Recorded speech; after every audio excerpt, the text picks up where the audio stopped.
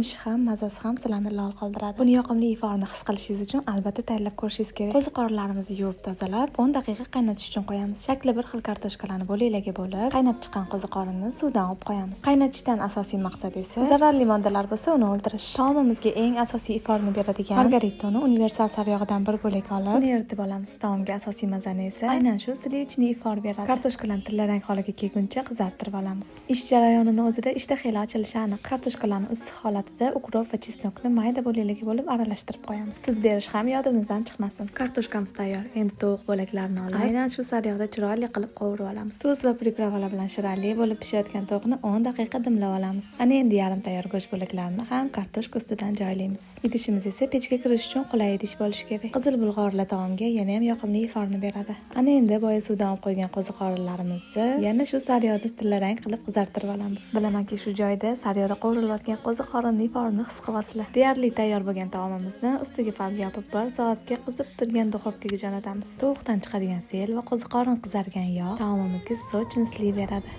1 soatdan keyin pechdan olib, mazasiga o'zingizlar baho berasizlar. Bu taomga ortiqcha ta'rifning hojati yo'q. Yoqimli ishtaha.